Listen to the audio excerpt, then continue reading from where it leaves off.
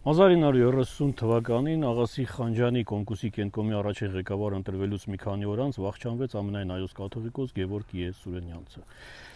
Հաջորդ կաթողիկոս պետք է դառնար arczepiskopos Խորեն Մուրադբեկյանը, բայց Խանջյանը ճնշումներ գործադրեց եւ նրան հեռացրեց Սուրբ Աթոռի համար մղվող պայքարից, առաջադրելով պարսկահնդկական թեմի առաջնորդ Մեսրոպ Տեր-Մովսիսյանի թեկնածությունը։ Սակայն Մեսրոպ Տեր-Մովսիսյանի առջև Խանջյանը պայմաններ դրեց, որոնք կաթողիկոսը չընդունեց։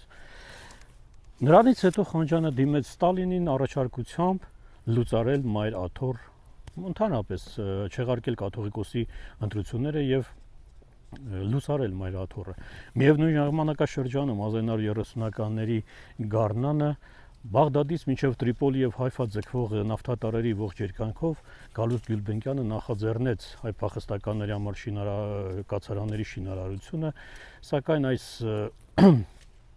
նախաձեռնությանը հիստերիայով արձագանքեցին Թուրքիայից նոտա հղեցին Ստալինին, առաջարկելով, ոչ թե առաջարկելով, այլ պահանջելով չեղարկել այդ խայտառակ նախաձեռնությունը։ Ստալինը սրա համար օգտագործեց Աղասի Խանջյանին, ստիպելով նրան բարձր ամբիոնից վարկաբեկել Գալուստ Գյուլբենկյանին, ինչից հետո Գալուստ Գյուլբենկյանը պարզապես հրաժարվեց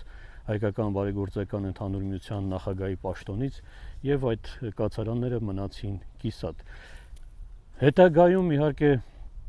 Բերյանի սենյակում գնդակարեց Աղասի Խանջյանին, մեր մտավորականներին գիտեք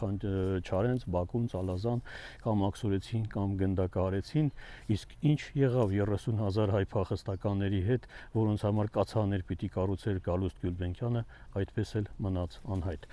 Այս ամենի մասին մանրամասն սիրելի ժողովուրդ կարող եք կարդալ նոր վերահրատարակված մեր առաջին գրքում, որից մնացել են քիչ քանակություն արդեն, առանց այն էլ այն վերահրատարակվել է սահմանափակ քանակությամբ։ Պատվերների համարները կարող եք տեսնել մեկնաբանություններում։ Շնորհակալ եմ։